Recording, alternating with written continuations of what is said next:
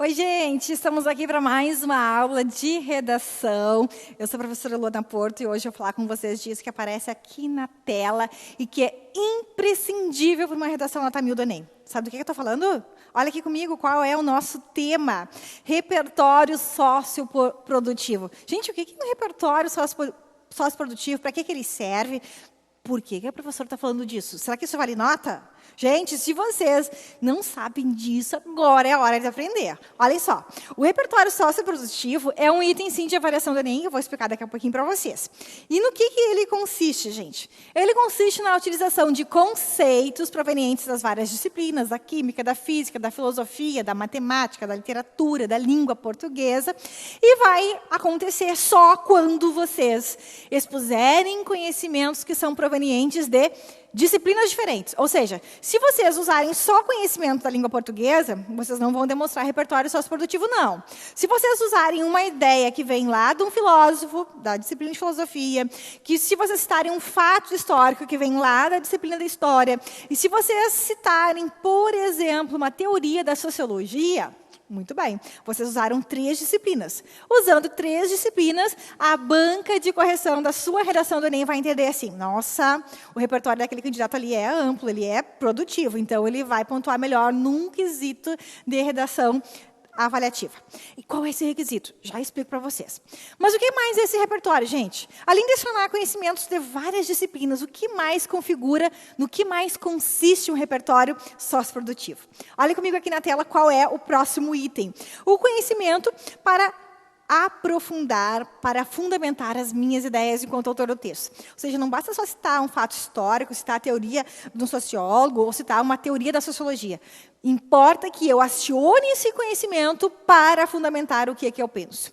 Se eu digo, por exemplo, que para resolver os problemas de falta de educação no trânsito, é preciso instituir a disciplina de educação no trânsito, porque, como disse Nelson Mandela, só a educação é capaz de mudar o mundo, eu tenho que saber que aquela citação do Nelson Mandela, que eu estou citando, se articula a minha tese, a minha ideia, a minha perspectiva, que é só a educação vai resolver os problemas de falta de educação que a gente vivencia aqui na realidade brasileira, no contexto do trânsito. Pessoas que estacionam em cima de calçadas, pessoas que param em cima de uma faixa de segurança, pessoas que atravessam o sinal vermelho, ou que não param quando um pedestre está atravessando a rua, ou quando o idoso está, por exemplo, tendo o seu lugar de estacionamento usado por uma pessoa que não é idosa. Ou quando um cadeirante tem o seu lugar também roubado por um motorista que não precisa de cadeira de rodas. Pois é, esses exemplos de falta de educação poderiam ser corrigidos com educação no trânsito. E para eu mobilizar o meu conhecimento, eu lembrei de quem? Do Nelson Mandela. Só a educação é capaz de transformar o mundo. Então, notem que quando a gente utiliza citações, ideias, conhecimentos provenientes das leituras que a gente fez, dos livros que a gente leu, das disciplinas que a gente cursou na escola, a gente é capaz de demonstrar um conhecimento aprofundado. E nós vamos voltar aqui na nossa tela para ver qual é o último item que singulariza esse repertório socioprodutivo. Olha comigo aqui, ó. O registro de conhecimento de mundo e de disciplinas. Falei das disciplinas, história, sociologia, filosofia. E agora vamos falar de conhecimento de mundo. O que configura esse conhecimento de mundo, gente? Tudo que a gente viveu, tudo que a gente viu, tudo que a gente experienciou em termos de leitura de livro, em termos de leitura de telenovela, em termos de leitura de cinema, de música que a gente ouviu, tudo isso é o conhecimento de mundo. A gente vai aprender sobre o contexto das favelas, se a gente for ler, por exemplo, uma letra de funk, se a gente for gravar uma letra de um rap. A gente vai conhecer sobre a ditadura militar, se a gente tiver acesso às canções de protesto dos anos de chumbo. Eu vou aprender, posso citar uma canção do Chico Buarque, por exemplo, que discute cálice. Conhece essa música? Apaga de mim esse cálice, cálice. Não conhecem? Pois é, uma canção que fala do calar-se, da ideia da censura, da ditadura militar. Isso é um conhecimento de mundo que eu tenho, que vocês podem ter. Ah, não gosto muito de música não, professora. Eu gosto de citar o livro do Harry Potter. Posso citar uma frasezinha do livro do Harry Potter, citar uma ação do personagem do Harry Potter que pode me ajudar a resolver um problema? Posso! E, aliás, gente, já tem redação nota 1000 que conseguiu nota 1000 citando Harry Potter. Então, esse conhecimento de mundo das minhas leituras pode ser acionado na prova. O que importa na redação é que eu faça um encaixe, que eu faça casar esse conhecimento de mundo, esse conhecimento das disciplinas com aquilo que eu quero dizer. E atenção, pessoal, esse casamento daquelas leituras que eu tenho acumuladas na minha memória com o que eu quero dizer, eu consigo por meio de treino de redação, uso de elementos coesivos, associação de ideias por meio da comparação, da simplificação, como nós vamos aprender aqui ao longo do curso em outras videoaulas. Por hora, nós temos que destacar que esse repertório socioprodutivo, ele é, sim, resultado dessas amplas leituras acumuladas ao longo da nossa vida, que são decorrentes de leitura de livro, que são recorrentes das conversas que a gente tem com pai, mãe, avó, idosos, pessoas com quem a gente convive, com professores, quando a gente assiste a documentários na TV, quando a gente vê, por exemplo, entrevistas de personalidades, estudiosos, e aquelas falas ficam gravadas na nossa memória. Tudo isso vai ficar no nosso repertório socioprodutivo e pode ser acionado no dia da escrita da nossa redação. E por que isso é tão importante? Porque existe um item dos 5 itens de avaliação da prova de redação do Enem, que vale 200 pontos, que vai cobrar justamente isso. Qual é este item? O item é a competência 2. Nós temos a competência 1, que tem a ver com as questões de gramática, de uso da língua. A competência 2, que é essa que eu vou mostrar para vocês. A competência 3, que se refere ao uso das palavras mágicas para fazer o texto ficar coerente e coeso. A competência 4, que vai estar relacionada à qualidade dos argumentos. E a competência 5, a proposta de intervenção. A que está faltando é essa que nos interessa agora, que é a competência 2. O que diz a competência 2 que vale 200 pontos? Leia aqui comigo na tela. Ela vai dizer que o candidato deve demonstrar que ele compreende a proposta de redação, ou seja, que ele vai saber escrever um texto dissertativo argumentativo, e que ele aplique, sublinhe essa parte, com conceitos de várias áreas do conhecimento, ou seja, ele tem que demonstrar um repertório amplo, para desenvolver o tema dentro dos limites estruturais do texto dissertativo argumentativo em prosa. Ou seja, ele tem que aplicar os conceitos para dizer o que ele pensa e justificar e defender o que ele pensa. Por isso que é bem importante que não basta apenas citar um autor ou citar um conhecimento de história para dizer assim, eu vou ganhar 200 pontos na competência 2. Não. O que vale é que a gente acione tudo que aparece ao longo da nossa vida. Como vocês estão vendo aqui. Ó. Aquilo que eu acesso através da internet, lendo informações, até no site da Wikipedia serve. Se eu for ler informações provenientes de um texto de jornal da BBC, do País, da Folha de São Paulo, do Estadão, que eu li pela internet, eu gravei aquelas informações, eu vou saber usá-las de forma fidedigna, reproduzir sem transformar o seu sentido e sem alterar a significação, está valendo. O que mais está valendo para mostrar que eu realmente consigo acionar conhecimentos de várias áreas? Eu posso citar, por exemplo, o que eu vejo no YouTube. As aulas gratuitas das universidades que são disponibilizadas no YouTube. Por exemplo, a USP tem disciplinas inteiras com professores maravilhosos que estão na internet de graça para a gente ver. Pela internet, eu consigo ter acesso a sites, a enciclopédias, a livros virtuais que eu posso também acionar no momento de escrever o meu texto. Quando eu ouço rádio, eu posso ter acesso também a programas de entrevista, a noticiários, eu posso ter até programas de entretenimento que vão me dar alguma bagagem que eu vou poder acionar depois na hora de escrever o meu texto. O celular também, gente, é um importante mecanismo, é uma importante ferramenta de criação ou de ampliação de repertório socioprodutivo, porque através do celular eu posso acessar programas, eu posso da internet, no YouTube, eu posso ver, por exemplo, uma série da Netflix, eu posso acessar uma rede social e ler o que está sendo compartilhado pelos meus amigos, seja em relação à notícia, seja em relação a um meme que vai fazer uma crítica social em relação a algum tema. Pelo celular, eu também posso conversar com pessoas e aprender com elas. E aí as redes de comunicação, que são o nosso quarto elemento aqui da tela, elas também nos ajudam muito. As redes são as redes de convivência, de amizade, de contato interpessoal que a gente vai criando ao longo da vida, que podem ser extremamente úteis para a gente aprender, para a gente gravar mais informação e para a gente reproduzir no momento a nossa escrita. Se a gente conversar com pessoas inteligentes, com ideias fascinantes, a gente certamente vai gravar as ideias fascinantes e a gente vai aprender com elas. Então, converse com pessoas interessantes, porque quanto mais pessoa interessante a gente conhece, quanto mais pessoa interessante é nosso amigo para estabelecer uma conversa, mais interessante a gente pode ficar também, né, gente? Porque conviver com gente interessante faz a gente crescer, faz a gente discutir ideias, faz a gente aprender a argumentar e contra-argumentar, até para discutir com elas e mostrar para elas que talvez elas não estão tão certas assim. E, por fim, os jogos também nos ajudam bastante a compreender algumas situações, problema, aprender a usar algumas teorias e, por que não, reproduzir algumas estratégias. Existem jogos que fazem, por exemplo, alusão a personagens da mitologia greco-romana, que a gente pode usar no texto. Existem jogos que fazem alusão a temas essencialmente interessantes, por exemplo, para uma redação sobre homofobia e preconceito de gênero, porque alguns jogos são temáticos, eles nos ajudam a discutir estratégias, por exemplo, para enfrentar uma situação problema. Então, os jogos, quando eles são bem criativos, a gente usa os jogos para aprender, eles também podem ser uma fonte para ampliação do nosso repertório socioprodutivo. Mas, claro, por mais que isso possa parecer um clichê, mas não é um clichê, o mais importante de tudo é ler e ler muito. Ler só livro, não. Ler cinema, ler música, ler peça de teatro, ler livro, ler tudo sobre tudo em diversas fontes. O que significa isso, gente? Que eu não posso ler sobre um tema sempre no mesmo jornal. Eu posso ler sobre a tragédia lá de Brumadinho pelo jornal Le País, que vai dar uma visão sobre os fatos. Eu posso ler sobre Brumadinho lendo a Folha de São Paulo, lendo o site G1, lendo o BBC. Então, qualquer tema pode ter perspectivas de abordagem, de compreensão de uma situação, problema, de diferentes formas. Então, é importante ter uma diversidade de fonte. Não leiam sempre só na mesma fonte, só o mesmo jornal, só o mesmo site.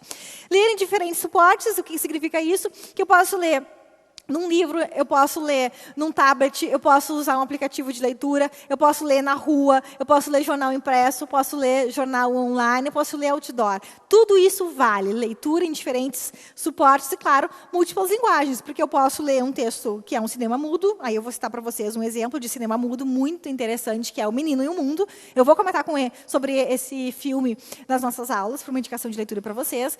Eu posso ler uma placa de publicitária, uma placa de trânsito, isso é uma linguagem verbal, visual, ou só visual. Eu posso ler uma música, tudo isso é leitura. Por isso, as várias linguagens têm que ser interiorizadas na nossa mente e os conteúdos dessas linguagens também têm que ficar armazenados. Peças publicitárias, cartazes, quadros, pinturas, gravuras, tudo isso é interessantíssimo para a gente gravar, porque a gente pode citar, por exemplo, que um determinado autor, como Frida Kahlo, discutiu violência doméstica numa peça. Ou que peça é essa? Uma tela que ela pintou, então posso fazer alusão a essa tela para discutir que ela já foi uma crítica ferrenha da violência contra as mulheres. Eu vou comentar sobre isso nas nossas outras videoaulas. E quando a gente fala de construção, então, desse repertório, tudo vale, gente. Vale assistir a filmes e registrar o que a gente lê nos filmes, as histórias que a gente assiste. Livro, seja ele um clássico da literatura ou um best-seller. Assistir a peças de teatro, assistir tragédia, assistir comédia, ler peças de teatro também é fundamental. E, claro, ouvir música nos mais variados gêneros, do funk, MPB, do jazz ao sul, tudo a gente tem que ler e tem que conhecer, porque pode aparecer alguma informaçãozinha desses textos que nos ajude a pensar um tema de redação. E aí, quando a gente fala disso, tem que pensar que todos esses conhecimentos, eles servem para a gente fundamentar as nossas ideias e para a gente fundamentar os nossos argumentos. Ou seja, não vale citar por citar. Eu tenho que fazer referência a esses conhecimentos da música, da pintura, do cinema, para fundamentar o que eu penso. E isso é demonstrar conhecimento aprofundado. Porque é muito diferente aquela redação de um aluno que só fala em relação aos seus conhecimentos provenientes de senso comum, e aquele aluno que escreve uma redação articulando a citação de uma Frida Kahlo, que foi uma pintora importantíssima do século XX, que faz a alusão a um fragmento do livro do Michel Laube, ou faz uma citação da Casa de Papel, que é a série de TV da Netflix, que fez o maior sucesso nos últimos tempos no Brasil e no mundo inteiro. Né? Então, quando esse sujeito faz essas associações de objetos culturais, ele é um aluno diferenciado. Logo, a sua nota também vai ser diferenciada. E, por fim, claro, todos esses conhecimentos servem para sustentar o texto, ou seja, fundamentar as minhas ideias, dizer que o meu raciocínio, que a minha perspectiva de abordagem é coerente e ela precisa ser compartilhada pelo leitor do meu texto. E aí, gente? Basta simplesmente expor só essas referências no texto? Segundo o livro tal, a forma de convivência entre homens e mulheres é assim. Tá, e daí? Olha a carinha aqui na tela. Essa carinha indica que não basta apenas citar, que eu tenho que articular, que eu tenho que encadear aquela citação que eu faço em relação à pintura da Frida Kahlo, em relação à série da Casa de Papel da Netflix, e a música que eu ouvi lá da Anitta. Tudo isso tem que ser articulado ao meu texto para provar que aquelas referências, de fato, elas têm uma consistência. Elas têm um lugar, elas têm uma presença que realmente não é só para encher linguiça. Ou seja, elas não são enfeite no texto. Elas têm um papel. E esse papel é ajudar a eu defender melhor o meu ponto de vista. E para isso, claro, vem esse esquema. Esse esquema vai dizer o seguinte, que tudo tem que estar articulado como se nós estivéssemos fazendo do nosso texto um emaranhado ou um favo de mel. E cada favinho é cada elemento de texto que eu tenho que demonstrar na minha escrita. Olhem comigo aqui nessa imagem, o que isso quer dizer. Se vocês forem observar na imagem que aparece aqui na tela para vocês, vocês vão ver que a articulação de pensamento ela é fundamental. Essa articulação de pensamento se faz, por favor, coloca aqui na tela para mim, através do uso das citações, que podem ser de uma pintura da Frida Kahlo, de uma cena da série A Casa de Papel, ou de um fragmento da música Vai Malandra, da Anitta. Então, eu vou articular meu pensamento a essas citações, fazendo com que essas referências artísticas, literárias, musicais, sejam coesas, sejam bem integradas, sejam bem articuladas ao meu texto. Isso vai favorecer que as ideias sejam melhor sustentadas e que eu consiga articular diferentes áreas do conhecimento. Olha só, eu vou citar A Casa de Papel, que é uma produção da TV, eu vou citar uma letra de música da Anitta, produção musical, e vou citar uma questão artística das artes plásticas da Frida Kahlo. Eu acionei arte, cinema, música. São 3 áreas diferentes e vou mostrar um repertório bastante consistente e diversificado de informações que eu posso usar. Então, eu tenho que articular tudo. E para eu ter esse repertório amplo, e para eu saber usar esse repertório, o que eu tenho que fazer? Primeira coisa, gente, eu tenho que ler. E eu tenho que ler algo que, de fato, eu vou gravar na minha memória, que vai ter algum significado na minha vida enquanto sujeito e na minha vida enquanto candidato a uma boa nota de redação na ENEM. O que eu leio, então? Primeiro, clássicos da literatura mundial. Eu tenho que ler, sim, Machado de Assis, mas não preciso ler só Machado de Assis. Eu posso ler textos que não são necessariamente canônicos. Eu posso ler um texto que não faz parte do cânone da literatura brasileira. Posso ler, por exemplo, um livro que não está lá na história da literatura brasileira, mas que eu gosto de ler, por exemplo, Daniel Galera, e não é ainda um clássico, mas é um autor interessante para o mundo jovem. Claro que eu posso ler Daniel Galera e posso ler Machado de Assis, claro, mas eu não posso ficar restrito não só à literatura brasileira. É interessante que eu leia livros que não sejam de autores brasileiros. Posso ler uma Virginia Woolf, posso ler um Zola, que é um escritor francês, a Virginia Woolf é americana, posso ler um autor moçambicano como Mia Couto, porque a literatura mundial também nos ensina muito, principalmente quando os temas envolvem diversidade cultural, envolvem questões relacionadas, por exemplo, à língua, à violência, à formação das sociedades, a questões relacionadas também ao Estado enquanto nação. Voltando aqui à tela, o que mais que eu preciso ler? Eu preciso ler, sim, livros best-sellers, porque esses livros sempre vão trazer alguma informação interessante para nós. O que seria um best-seller? O livro mais vendido no Brasil ou no mundo. A série do Harry Potter é um exemplo. Os livros do próprio escritor brasileiro Paulo Coelho são best-seller. Os livros que normalmente se tem na biblioteca da escola, que na adolescência a gente gosta muito da série Júlia, tudo isso que é best-seller, eu posso ler e, por que não, citar no meu texto. O que importa é a forma como eu vou fazer a citação, que a gente vai aprender ao longo das nossas aulas. Autores comentados pela crítica. Gente, tem uma biografia que está sendo comentada na internet que eu estou louca para ver. A biografia da nossa querida esposa do Lampião, a Maria Bonita. Gente, eu fiquei super afim de ler a biografia da Maria Bonita, porque na reportagem, a crítica que escreveu sobre o livro disse que a Maria Bonita não tinha nada de feminista, ela era até submissa em relação ao Lampião.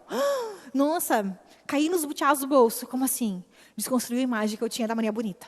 Então, quando eu leio sobre um livro, sobre um filme, e eu me interesso por ele, eu vou atrás. E isso é uma forma de a gente começar a criar um repertório mais consistente, mais amplo, mais elástico, de leituras que eu posso depois acionar para a produção do meu texto. E, por fim, voltando aqui ao texto, eu tenho que ler jornais para saber o que acontece no mundo, para saber sobre os temas da atualidade. Eu tenho que ler biografias, eu tenho que ler revistas, enfim, eu tenho que ler todos os suportes que me dão informação. Nesse sentido, gente, em vez de eu gastar muito tempo sabendo da fofoca de celebridades, é mais interessante eu ler sites de informação que trazem dados sobre cultura, sobre história, sobre meio ambiente, porque são esses temas que vão cair na prova de redação do Enem. Certamente vocês não vão ter que escrever sobre uma celebridade, né? Saber quem é que saiu do BBB, quem é que voltou para a casa dos artistas, ou quem é que vai formar a fazenda. Isso não interessa. O que interessa é aquela informação consistente e reflexiva, né? E, por fim, o que eu posso ver? Eu posso ver séries de TV, eu posso ver documentários que sempre me ajudam a compreender melhor questões históricas, questões sobre personagens históricas, questões sobre meio ambiente, temas que realmente são úteis para a nossa formação humana. Telejornais sempre, de preferência não de apenas uma emissora de TV, variar as fontes é fundamental. Programas de entrevistas sempre nos ajudam a compreender melhor o que uma pessoa pensa, porque o entrevistado é sempre uma pessoa que é notória. E, claro, assistir a programas de informação e cultura, aqueles programas que são, de fato, bastante relevantes para nós. E aí, claro, gente, vou pegar aqui o passador de slides, é importante ouvir músicas também, né? Programas de rádio sobre informação e cultural, sobre novos artistas, entrevistas com artistas, programas de entrevistas e muito podcast. Jovem adora podcast, tem que usar mesmo, porque eu posso ter acesso a podcast para saber o que está acontecendo no mundo, eu posso usar podcast para aprender uma língua estrangeira, e tudo isso eu posso acionar na minha prova de redação. E esse repertório socioprodutivo, gente, ele vai ter que ser registrado em algum lugar, não só na nossa mente, tá? Eu preciso anotar fisicamente. Ou de forma manuscrita ou digitando em arquivos de computador, para que antes das provas do Enem ou do vestibular, eu consiga acionar tudo isso e estar com tudo isso fresquinho na minha memória.